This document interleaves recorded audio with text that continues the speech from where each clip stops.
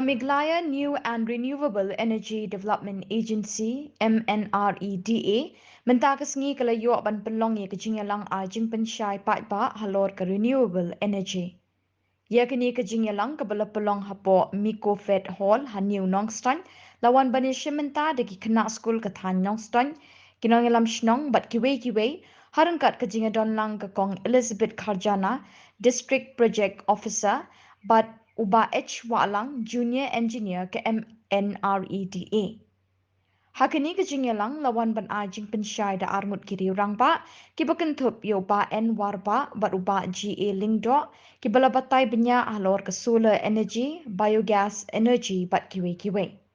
Hadin balawai kini ke jingialang jingpynshai paidbah keladon ru ke jinglet yalam ye ki khynnah skul syakawai ke jaka bala penterikam ye ke biogas energy hapoh ke thain Nongstoin.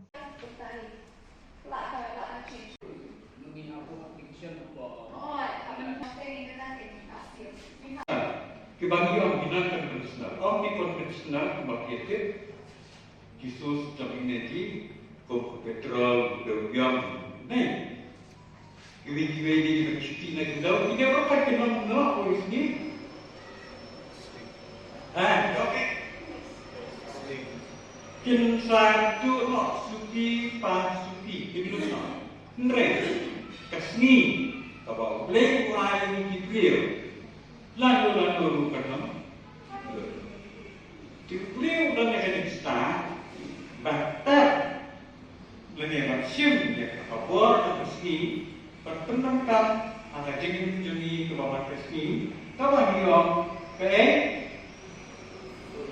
okey solar energy kita suki apa itu dan solar energy tak sebagainya kadang solar energy lagi ko ada yang habiti boleh bisa nangka sampai ke korban petrol kedisi erosi penerkam ini lah pada kondisi kita belum ini lah hendak orang kasih kan lalu tambah ide menjadi tunggu tak jaga penerkam apa jadi pemahaman sini.